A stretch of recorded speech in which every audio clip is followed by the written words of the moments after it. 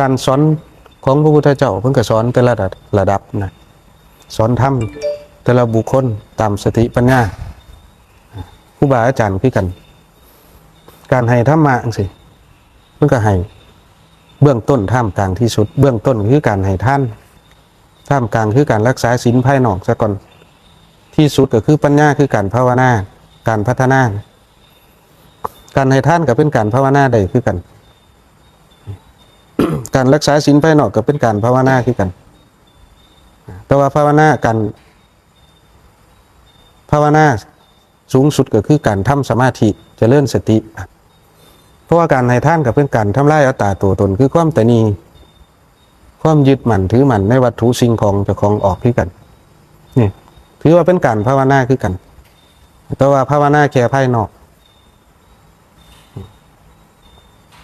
ถ้าบ่แต่นี้แล้วอัตตาตัวตนมันก็เบาบางไปนำถ้าสำรวมกายว่าจาได้ตัวตนเฮาก็เบาบางลงคือกันบัดเห็นบ่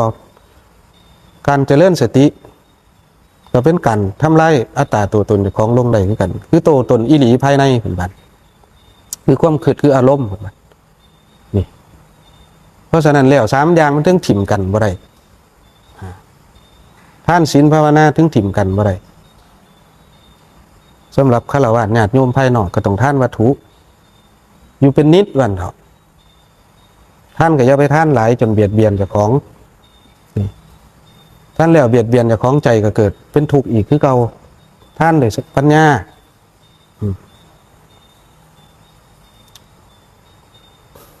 ท่านด้วยสติปัญญามันจึงสิเกิดกุศลขึ้นกุศลก็คือความฉลาดแต่ขาดปัญญาแล้วมันสิทำลายโภคทรัพย์เจ้าของเดี๋ยวจะมาคือเสียดายย้อนหลังบัดเห็นบ่เพราะเขาขาดสติได้เขาถึงได้ท่านแบบบ่บรรยะบรรยัง เมื่อหูแล้วกับพยายามบัดเบิ่งมองได้เขาสิโปรยพ้นท่านลงเบิ่งดีๆซะก่อนแล้วก็เบิ่งเจตนาเจ้าของโจรมันก็ท่านได้คือกันผู้เพิ่นรับทักษิณาท่านเพิ่นบ่ถามดอกว่าไปลักมาบ่ไปป่นมาบ่นะเพิ่นบ่ถามแต่ว่าเฮาสิเห็นเจตนาเจ้าของบัดนี่เจตนาก็สำคัญวัตถุสิ่งของก็สำคัญผู้รับทักษิณาท่านก็สำคัญคือกันถ้าผู้มีศีลแล้วเพิ่นก็บ่ไปกระจุกเพิ่นก็ต้องกระจายออกจังซี่อานิสงส์ในการให้ทานก็เลยเกิดหลายท่านถูกต้องตามการจังซี่แล้วคนป่วยเฮาก็ท่านยาให้เขาเจ้านี่มันก็เกิดประโยชน์ปั๊บโลดถนนหนทางขาดเขาไปเฮ็ดสะพานให้เพิ่นไต่เพิ่นความ ประโยชน์มันก็เกิดคือได้ใช้งานปั๊บโลดจังซี่ถนนหนทางคือกันคนก็ได้ใช้ตลอด24ชั่วโมงจังซี่ไผมาก็ได้เที่ยวแต่ว่ากูมื้อก็หาลังบ่องก็ในหม่องที่ในเมืองในหน้าในกรุงเทพกรุงไทยเห็นบ่จิตใจคนมันขับแคบลงเรื่อยแม้กระทั่งหนทางยังมีส่วนบุคคลบาทเห็นบ่ไปเก็บค่าผ่านทางสั่นแล้วปองละ5 บาทผ่านเพิ่นก็เสีย5 บาทนี่ทั้งที่ดินนี่ก็เป็นสมบัติของโลกบาทเห็นบ่เฮามาหมายเอาสมบัติของโลก เฮาบ่เข้าใจก็เลยแสวงหาผลประโยชน์ในสมบัติของโลกความเอารัดเอาเปรียบมันก็เลยเกิดขึ้นแข่งแย่งแข่งขันกันทางด้านธุรกิจได้กำไรกินเปรียบกันเล็กๆน้อยๆก็เอาสินะโลกก็เลยฮ้อนขึ้นบัดฮ้อนมันฮ้อนภายในผลเดียวคือความเห็นแก่ตัวนี่ที่มันเกิดขึ้นอยู่ซุมื้อนี้สำหรับชีวิตบ้านนอกหมู่เฮาก็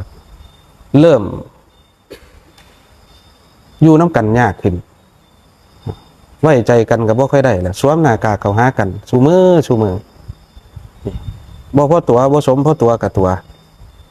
เพิ่นว่าไปออกศึกให้ไปฆ่าให้ไปตัวว่าซั่นคำโบราณเพิ่นว่าอันนั้นก็ถูกอยู่สำหรับทางโลกค้าขายมันต้องแสวงหาผลกำไรนะแต่ว่าก็อย่าเอาเกินควรเกินเหตุหลายนะนี่แหละถึงได้มองเห็นโทษเห็นภัยในการอยู่ร่วมกันในสัตว์โลกทั้งหลาย สัตว์โลกเฮาก็เปรียบเป็นสัตว์โลกประเภทหนึ่งคือกันสำหรับมนุษย์เฮานี่หรือคนจนมุนเอเล่สมปูสมปุ๋ยจักแม่นยังอยู่น้ำกันแน่ ไก่หยาบกับเป็นคนยืนแล้วเพิ่นเลยตะยกย่องเจ้าของดีซะแท้ๆว่าเป็นสัตว์ประเสริฐเรื่องสัตว์นั่นประเสริฐอีหลีบ่ล่ะบัดนี้มันประเสริฐอีหลีบ่นะเดี๋ยวกับป้นจี้ขาฟันลั่นแทงกันแย่งลูกแย่งผัวแย่งเมียกันอยู่หั่นแย่งให้แย่งหน้าแย่งทรัพย์สมบัติพี่น้องก็ฟ้องร้องกันย้อนขั้นแดนก็มีเสียค่าฟ้องร้องหลายก็ค่าที่ค่าหยังก็มีคือกันย้อนอีหยังย้อนศักดิ์ศรีบัดมันยอมกันบ่ได้แทนที่สิอารมณ์อรวยกันไปเพราะว่าตายไปแล้วก็เอาไปนำบ่ได้จักสิ่งจักอย่างเกิดมาเฮาก็สิได้อีหยังมาแม่นบ่ส่งในตัวเดียวก็บ่ได้ใส่ออกมาแต่ท้องพ่อท้องแม่บาทเดียวก็บ่ได้ติดมือมาบัดยามไปบ้านนี่เพิ่นก็ตายให้เบิ่งอยู่ซุมื้ออยู่ผู้ใดตายเห็นแต่แบมือไปเห็นบ่เพิ่นรดน้ำสังรดน้ำอีหยังก็รดน้ำศพหลงรดน้ำสังว่าตินั่นงานแต่งเนาะ มันเป็นอุบายธรรมทั้งสิ้นเด้มีเงินอุบายธรรมเพิ่นสอนเฮาทั้งสิ้นนี่เห็นบ่ว่านเขาตอกแตกคือกันเฮาเพิ่นไปคิดว่าเพิ่นเฮ็ดอีหยังล่ะบัดนี่ว่านเขาตอกแตกมันว่าผีขึ้นไปง่อยอยู่โรงว่าซั่นผู้เฒ่าว่าแม่นบ่ว่านให้ผีกินว่าซั่นผีขึ้นไปง่อยอยู่โรงก็ว่านไปอ้อยมันให้มันโตนลงจากโรงมันจังสิหามบ่หนักว่าซั่นสมัยก่อนก็หามเอาอีดีแม่นบ่ล่ะบ่มีรถแก่รถบริการคือสมัยกูมื้อนี้หามไปซะสิฮอดภาษามันก็ต้องว่านเขาตอกแตกไปนี่คืออุบายธรรมแต่ว่าผู้เฒ่าผู้แก่ก็บ่เข้าใจบางคนเว้าตามความเชื่อสืบทอดกันมาเรื่อยๆแต่ว่าที่จริงแล้วการว่านเขาตอกแตกในงานศพนี่ว่านเพื่อแสดงสัจธรรมให้เขาเห็นว่าเขานี่ถ้ามันเบิดอย่างแล้วนี่มันบ่สามารถงอกขึ้นมาได้เปรียบเสมือนคนตายบัดตายมันตายอีเหล่นได้บัดคันบ่หลุดบ่พ้นอยู่หั่นเฮ็ดจังใดเฮาจังสิเป็นได้คือเขาตอกแตกนี่ว่านลงไปใส่ดินซุ่มชื้นบ่ได้มันก็บ่เกิดเพราะอย่างคือตัณหาราคะโทสะโมหะมันเบิดออกไปแล้วนี่นั่นคืออุบายธรรมสอนหลายๆสิ่งหลายๆอย่างกูเมื่อมันปิดกั้นสัจธรรมความจริงไปเบิดสุสิ่งสุอย่างเอาความคิดเจ้าของมาปิดกั้นสัจธรรมเอากิเลสมาปิดกั้นสัจธรรม งานศพคือกันบัดสิเว้าเรื่องงานศพสวดกุศลาจังซี่แล้วสิไปสวดเฮ็ดอีหยังนะ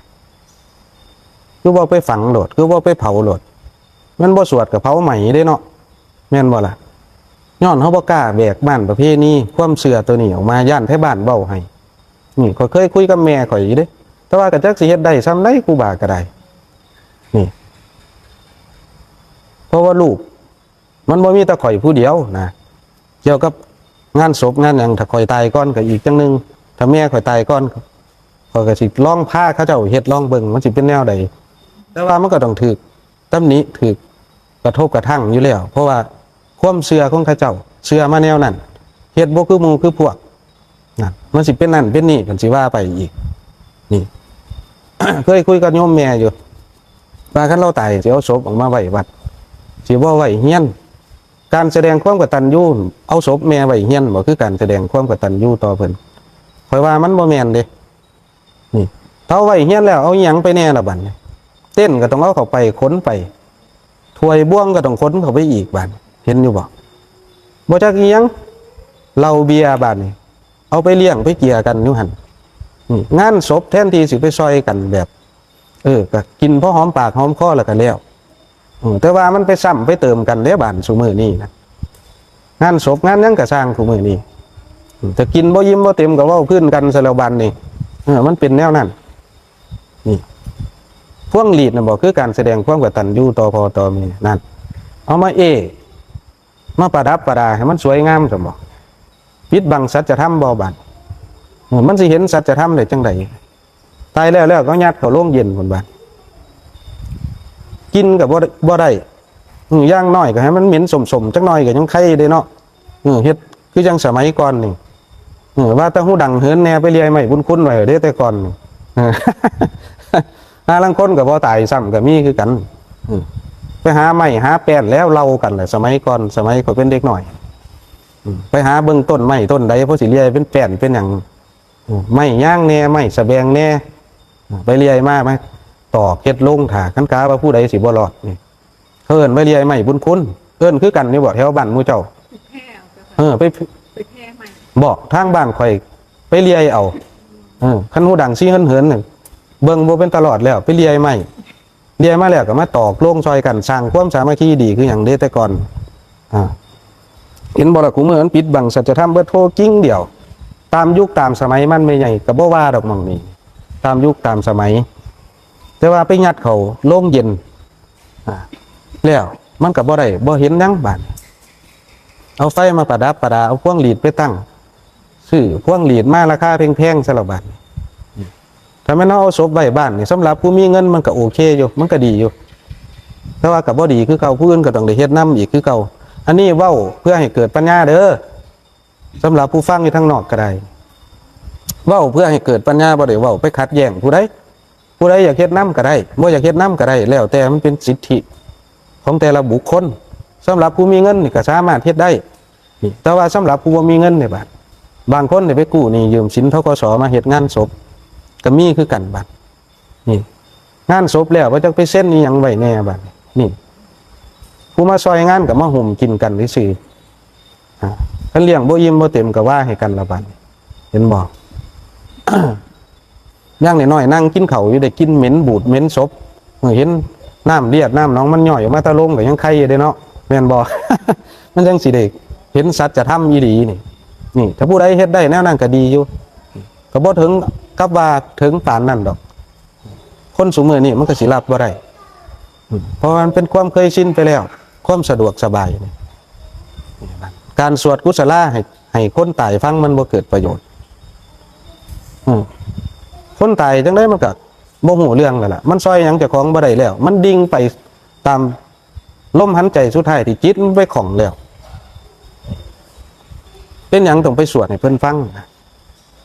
เป็นหยังก็บ่สวดให้คนเป็นพี่ฟังบ้านคันสิสวดอีหลีสวดแปลพร้อมบ้านนี่คือจังหวัดพระอาจารย์สมภพนี่พ่อแม่ครูบาอาจารย์ถ้าเฮียนใดนิมนต์เพิ่นไปถ้าบ่ให้สวดแปลเพิ่นบ่ไปเด้พระอาจารย์สมภพเพราะว่าหยังสวดบ่แปลแล้วคนบ่เข้าใจแม้กระทั่งคนสวดหรือพระไปสวดผู้ไปสวดก็ยังบ่เข้าใจอยู่สวดแล้วก็แล้วไปรับซ่องแล้วก็หนีเข้าวัดพุ่นบัดนั่นมันก็เลยประโยชน์บ่เกิดกลับไปเบียดเบียนทรัพย์ข้าเจ้าได้ซ้ำไปตามที่ครูบามองเด้สำหรับผู้ใดสิเฮ็ดก็เฮ็ดไปนี่ อีหยังแน่ละบ้านคางัวคาควายล่มหมูล่มงัวล่มควายเหล้าเบียร์สนั่นปั้นพื้นอยู่บ้านแล้วงานแล้วจังได้เฮาก็ต้องเอาศพออกมาวัดอยู่แล้วแม่นบ่เป็นหยังศาลาหน้าบุญเฮ็ดขึ้นคือบ่เอาไปไว้นี่เฮ็ดขึ้นแล้วให้กี่เกี้ยมนอนเอาให้นกพิราบไปนอนอยู่หั่นแทนที่สิเอาออกมาไว้ศาลาหน้าบุญโลดมันจังบ่ได้เคลื่อนย้ายมันจังบ่ได้ขนเต้นขนถ้วยขนบวงเข้าไปสวนเสเฮฮากันอยู่ทางในเล่นโบกเล่นไพ่อยู่พุ่นนี่เฮียงข้างๆกันก็บ่ได้รับได้นอนบ้านงั้นเฮ็ดดีอยู่หั่นเห็นบ่สร้างความเดือดร้อนให้ผู้อื่นได้ซ้ำไปบางที่บางครั้งนี่เอาออกมาไว้วัดนี่สมมุติเนาะเว้าเพื่อไว้ซื้อดอกหามีคนอยากเฮ็ดนำนะเคยคุยกับโยมแม่แต่ว่าลูกสาว2คนจะเขาสิเอานำหรือบ่เอาก็บ่รู้คือกันนี่เอามาไว้วัดแล้วเฮาก็เลี้ยงอาหารว่างไปแม่นบ่ประหยัดได้อยู่เด้เขาว่ากินกาแฟกินข้าวต้มไปฟังพระสวดคันสิสวดก็ได้แล้วก็แล้วต่างคนก็ต่างแยกย้ายกันไปศพก็ทิ่มไว้วัดนั่นล่ะมีไผไปลักดอกคิดว่าเนาะคือสิบ่มีผู้ไปลักดอกจักสิลักไปเฮ็ดหยังล่ะศพก็ได้สิไปเฝ้าเฮ็ดหยังล่ะบัดเอาไปไว้เฮียนกับเพิ่นว่าย่านกันบัดนี้ต้องหาหมู่ไปเฝ้าขี่หมูอยู่บัดคืนเอาโลดบัดเห็นบ่ น่ะมันก็สิ้นเปลืองไปโดยปริยายนะนี่เอาไปไว้วัดแล้วก็แล้วศาลาหน้าบุญฮอดเวลาเผามาก็โกยขึ้นหันโลดย่อขึ้นหันโลดแล้วก็แล้วพาบางสกอกบางสกุลก็บ่ต้องไปซักหยังมากมายดอกนี่ไปซักอีหยังกระดอกกระเดียจักว่าผู้ใดแน่ล่ะบาดนี้เห็นบ่ปิดบังสัจธรรมไปเบิด เส้นเจ้าใหญ่นายโตมา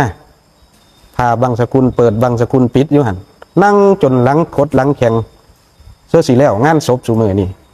นายต้องไปก้าวประวัติอยู่หันอีกบันก้าวประวัติก็มีแต่ความดีบันตอนไปลักไก่เขาไปตีหัวหมาดาเมเจกบ่มีเลยนั่นมันก็ปิดบังสัจธรรมบ่สันบันนี่เห็นบ่มีแต่ย่องกันอยู่หันหลงบ่บันเฮ็ดซัวไปได้กับบ่มาอ่านบันหลงบ่ไปย่องกันอยู่หันนี่สรุปแล้ว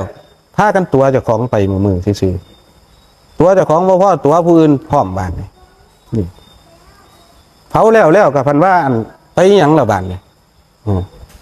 ไปอวยหัวอวยหางอยู่หัน เก็บดูกระไดไปหยังต้องไปอวยหัวอวยหางเอาเหรียญไปวางให้มันครบ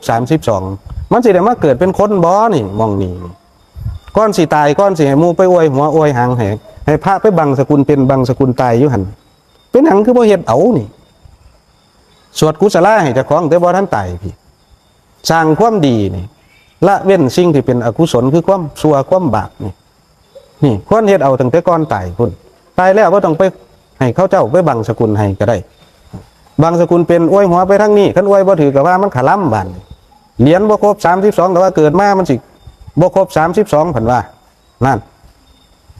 ไปเฮ็ดให้มันเกิดประโยชน์อีหยังล่ะแนวนั้นก็ใส่ซองผ้าอีกบาดนี้เป็นก็100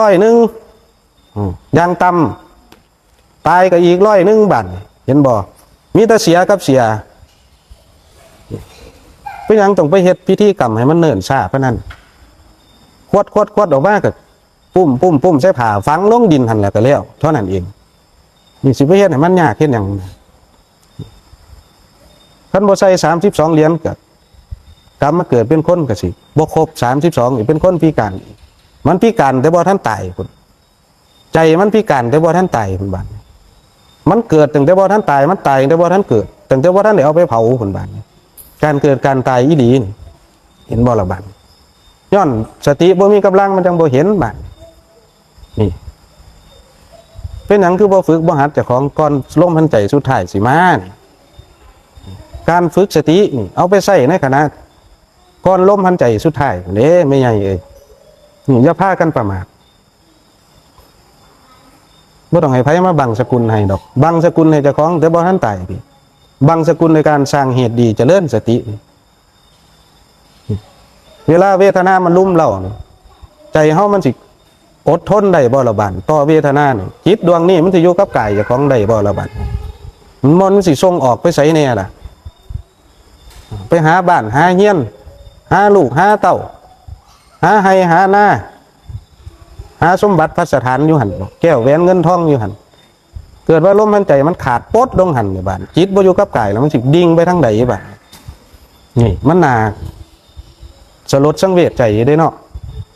หลังจากการตายไปแล้วมันมืดมนอนตการซะแท้ๆเด้บ้านบ่มีผู้ใดมาซอยเฮาได้เด้นี่ตอนมีชีวิตอยู่พยายามซอยเจ้าของ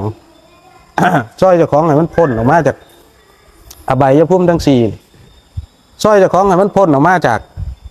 ภูมิของปุถุชนนี่ภูมิของมนุษย์ให้มันเข้าสู่ภูมิอริยะนี่เหตุสิ่งสำคัญที่เฮาควรสร้างเหตุคือหม่องนี้ให้มันเป็นผู้เที่ยงแท้แน่นอนนี่ปิดประตูอบายเจ้าของให้มันได้มันจังสิบ่ได้ให้พระมาสวดกุศลให้ยากมันจังสิสบายใจมันจังสิตายแบบแซ่บๆนัวๆนี่คำว่าบ่ย่านตายนี่คำว่าบ่ย่านตาย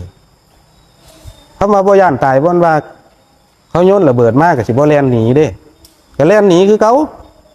นี่ถ้าสิมานั่งให้ระเบิดแตกใส่มันก็เอิ้นว่าคนขาดปัญญาบัด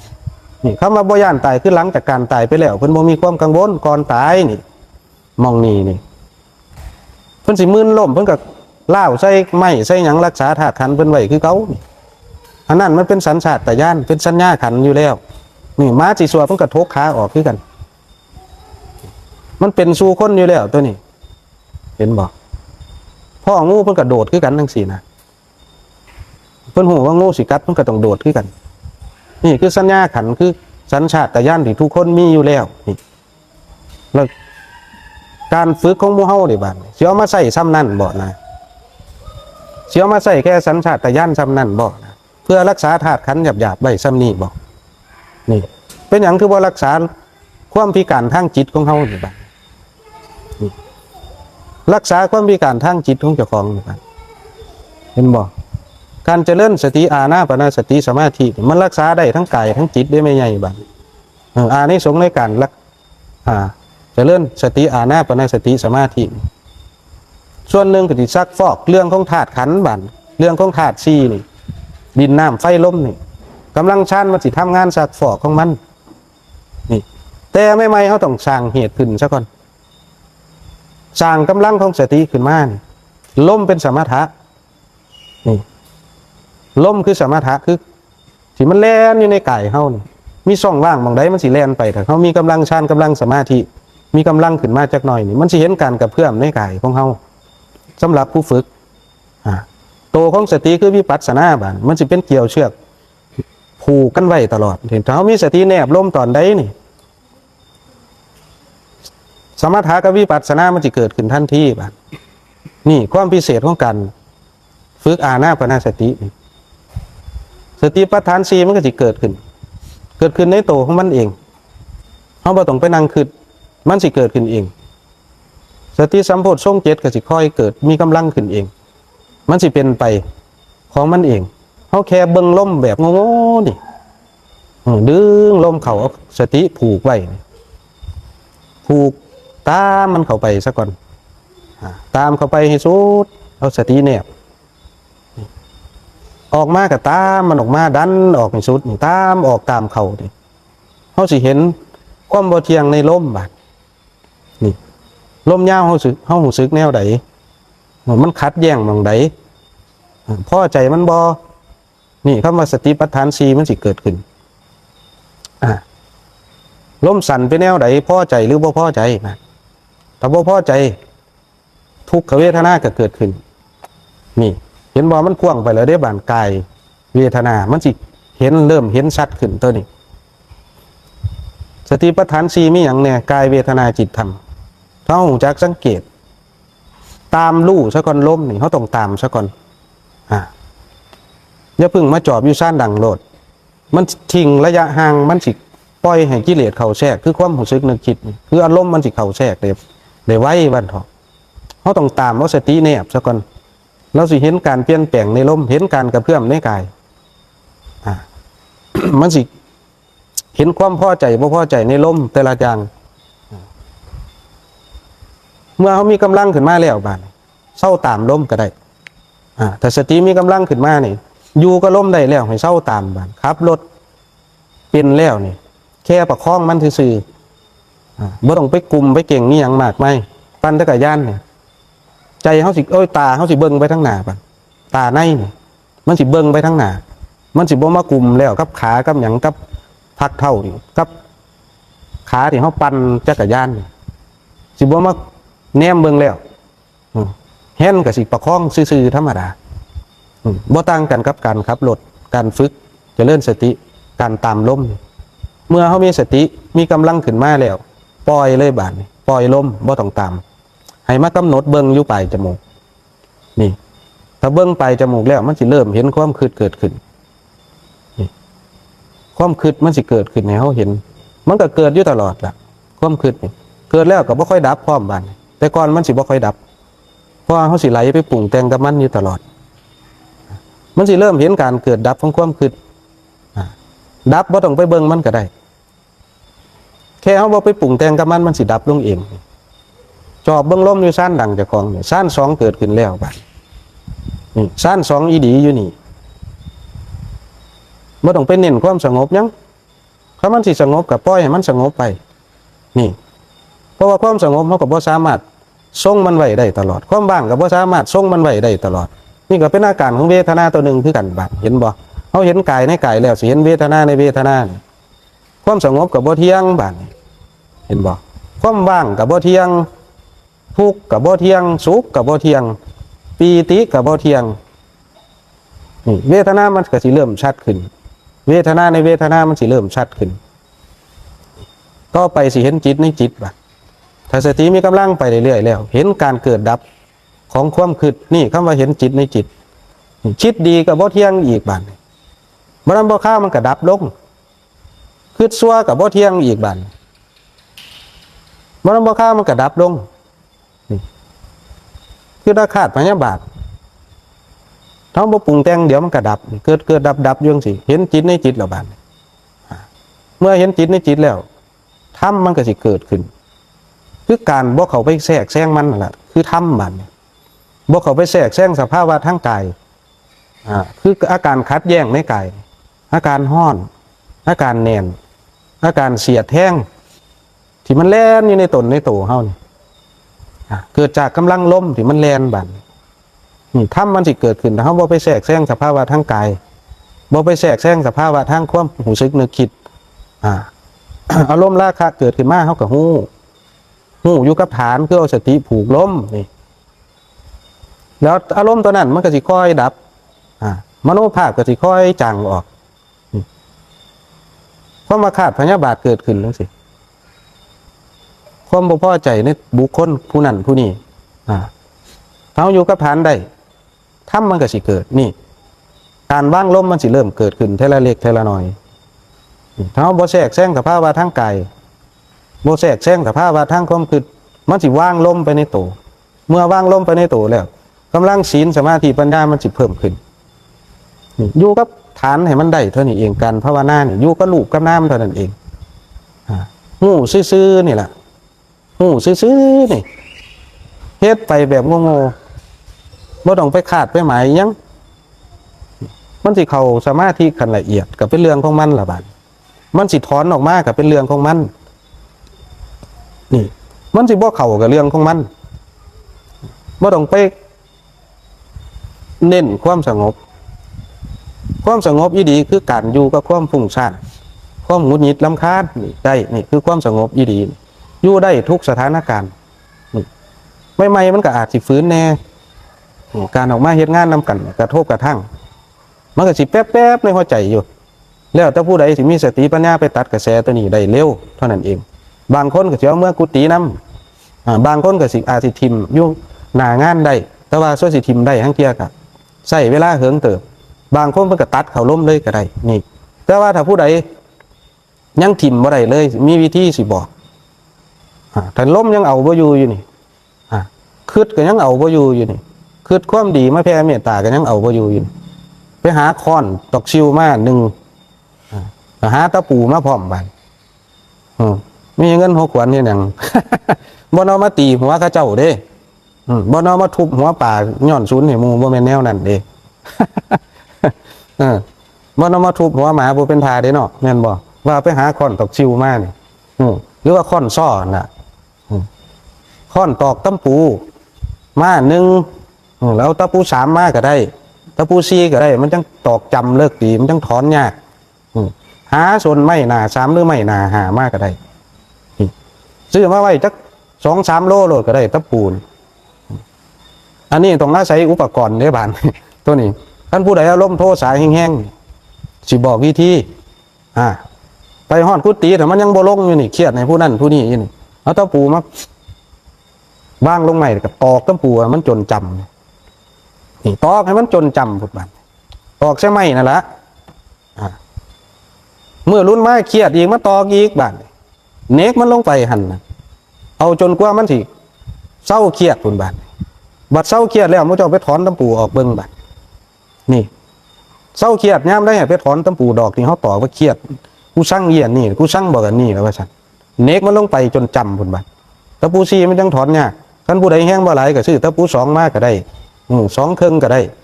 มันจังถอนบ่ยากบาดในเวลาเขาเศร้าเครียดไปถอนออกบัดถอนออกจากไม้ตัวนั้นถอนออกแล้วมันเป็นแนวใดบัดเมื่อถอนตะปูออกมาได้แล้วมันมีห้อยแป้วห้อยแมงบ่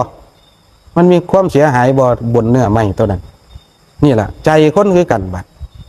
สังเกตเบิ่งนี่มันจังสิเกิดปัญญาขึ้นมานี่บ่เชื่อก็ลองเบิ่งพากันเฮ็ดเบิ่งมันสิเกิดปัญญาจากการคิดกำกับด้วยสติบัดเฮาสิเห็นหัวใจเจ้าของพร้อมนี่มันสิเห็นความรู้สึกนึกคิดของเจ้าของแล้วมันสิเห็นใจผู้อื่นพร้อมนี่ให้ถือว่ากูตอกลงใส่หัวใจผู้นี้นะว่าซั่น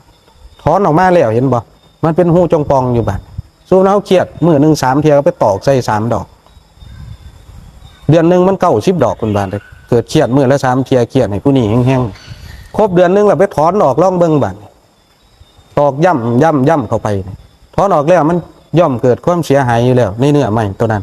นี่การสิไปรักษาใจกันในบ้านเห็นบ่แม้กระทั่งเนื้อไม้เฮายังรักษาบ่ได้ของยากนี่เรื่องของน้ำมาทำมันแห่งสิ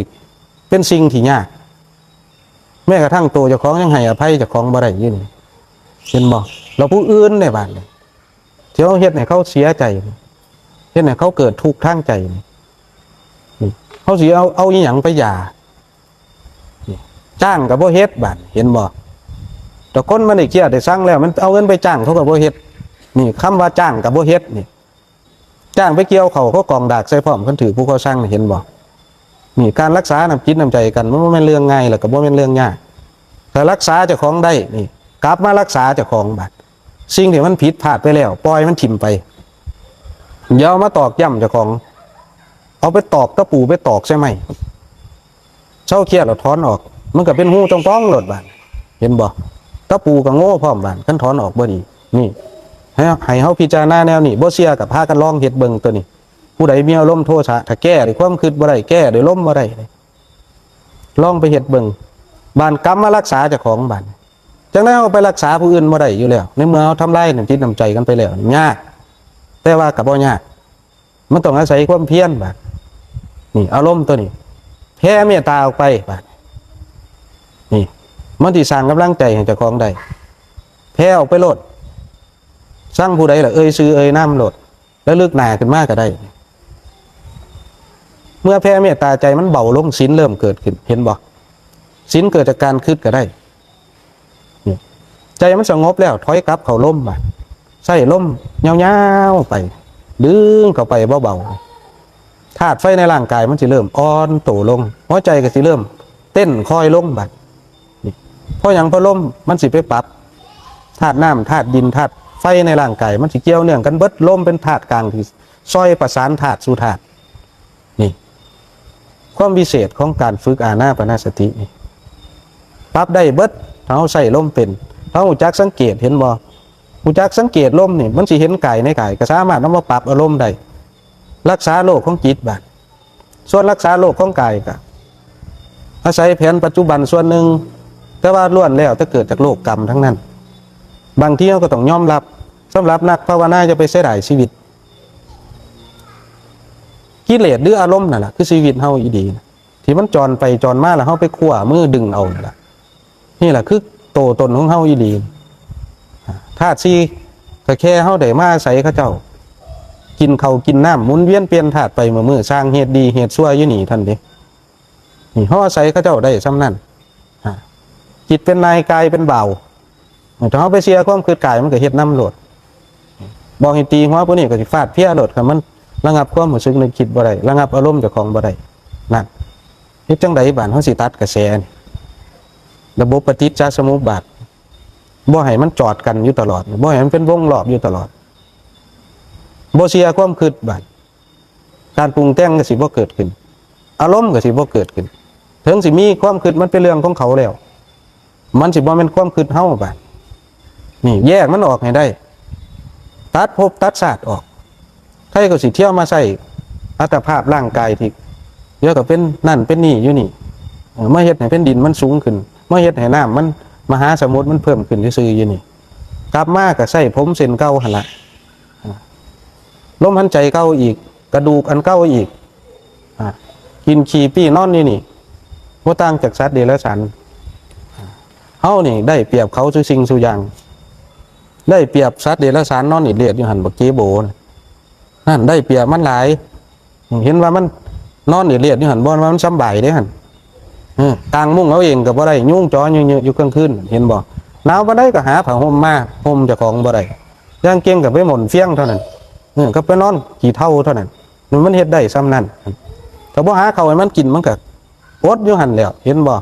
ลำบากบ่บัดนี่ล่ะอบายภูมิที่มันอยู่ใกล้มนุษย์ที่สุดนกหนูปูปีกหมูหมางัวควายแต่ว่าพวกกายละเอียดเด้บัดคือจังพวกเปรตพวกสัตว์นรกอสุรกายเด้บัดนี่สิลำบากซ้ำใดบัดกินอาหารเป็นค่ำบ่ได้คือหมานี่กินปิ้งไก่กิน ต้มสิ้นบ่ได้คือหมานี่อันนั้นรับวิบากอย่างเดียวบาดเห็นบ่ภูมิของเปรตนี่เป็นภูมิหิวโหยได้บาดมันสิทรมานซำใดขนาดเฮาหิวข้าวตอนมีกายหยาบอยู่นี่กินข้าวมื้อละเที่ยยามมื้อแลงหิวข้าวมากก็ยังทุกข์ทรมานซำใดเกิดว่าตายไปเป็นเปรตได้บาดนี่กินเลือดกินเนื้อเจ้าของกินน้ำเลือดน้ำน้องน้ำลายเจ้าของกินแล้วเบิดกินฮอดกระดูกเจ้าของตายแล้วก็กลับมาเกิดใหม่อีกเวียนยวงสัตว์ก็กินเจ้าของไปอีกนี่ภูมิของเปรตสิเป็นแนวนั้นถ้าลังเทียเสือพานาแพ้พ่อมันลอยมากขั่วมาใส่เป็นไฟเผาใหม่เจ้าของอีกใหม่ตายลงไปแล้วเกิดขึ้นมากับพ่อเสือพานาแพ้สิดึงมาใส่เอามาใส่เพิ่มกับเผาใหม่เจ้าของลงอยู่หันจักกลับจักกันบันเวลาของเมืองนรกเวลาของเปรตนี่มันห่างจากเฮาเท่าไหร่เติมเลข0ไปจักโตนี่ห่างกันเท่าไหร่บัดเทวโลกพรหมโลกยมโลกนี่อย่าปล่อยเวลาให้มันสูญเปล่าเสียเวลาไปเรื่อยๆคนเฮาเสียอายุสั้นไปหนาอายุสั้นย้อนคนเฮามันอารมณ์ห่อนขึ้นเรื่อยมันสิฆ่าแกล้งกันต่อไปนี่เกิดต่อไป40 ปีตาย30 ปีตาย20 ปีตายสิมีเวลาบ่ละบาดประพฤติปฏิบัติแนวนี้เฮ็ดวีซ่าไปให้เจ้าของนี่เฮ็ดพาสปอร์ตไปให้เจ้าของก่อนตายอย่าไปเฮ็ดเอาพาสปอร์ตขี่เครื่องบินไปประเทศนั่นประเทศนี้หลายมันมวนปานนั้นบ่ขาเขินดินมามันยากโลดตัวซ้ำเหยียบกี่ดินอยู่นี่เล็งเจริญสติเจ้าของไปอยู่ประเทศได้มันก็คือเก่าน่ะพาสปอร์ตตัวนั้นมันก็ใช้ได้แค่ตามกำหนดเวลาตามกฎหมายแต่ละระหว่างประเทศเขาเฮ็ดให้ซื่อๆอันนั้นน่ะตายไปแล้วมันก็ไปใช้บ่ได้พาสปอร์ตพวกนั้นวีซ่าพวกนั้นสิแล่นไปหยังล่ะไปใช้มันก็ฝึกสติได้ตัวทางโลกมันจบเป็นบ่ละบาดนี่จบปริญญาเอก100 ใบก็คือเก่าเด้อารมณ์ตัวเดียวกันเด้ยามมันเชิงกันมันก็แก้ผ้าคือกันล่ะด็อกเตอร์มหาด็อกเตอร์ก็ได้ยามอารมณ์มันเข้าครอบงำมาเห็นบ่มันสิต่างอีหยังล่ะบาดคันใจบ่ฝึกบ่หัดอยู่นี่ความโลภความโกรธความหลงมันยังครอบงำหัวจิตหัวใจอยู่หั่นความรู้ทางโลกมันชำระกิเลสได้อยู่บ่นี่มิตร10 ข้อคุ้นกิเลสค้นควยความโลภมากคดโกงอยู่หันแห่งฉลาดหลายถ้าได้แห่งสร้างโทษสร้างภัยให้โลกได้หลายถ้าขาดสติปัญญากดปุ่มทีเดียวตายเท่าไหร่ล่ะกูมื้อนี่ปล่อยขี้ปะหน้าพุดไปนะหมามันไปกดจักเที่ยอยู่บ่เห็นแต่มานอนเลียดๆอยู่นี่นั่นหมามันบ่เคยว่าสิไปทำลายล้างคนได้หลายปานนั้นมีแต่พวกเรียนสูงๆตัวมันเฮ็ดบัดเว้าอยู่นี่บ่ได้ไปตำหนิผู้ใดเด้อผู้ใดเรียนสูงเป็นคนดีก็มีศีลมีธรรมมีสติปัญญาก็บ่ต้องไปรับเอาผู้ใดมันชั่วอยู่หั่นก็รับเอาซ้อลาดบังหลวงโกงบ้านโกงเมืองอยู่นี่ก็มีแต่ซุ่มขาดสติปัญญานี่ตัวมันเฮ็ดอยู่หั่นบ่เห็นหมามันสิไปโกงบ้านโกงเมืองเด้ล่ะนี่เกิดมาอายหมาบ่บั่นกันไปเฮ็ดทำลายสมบัติของโลกเข็นขากันอยู่หันระเบิดน้อยนึงตายเท่าไหร่บัดขี่เครื่องบินกันไปโยนใส่กันอยู่หันนี่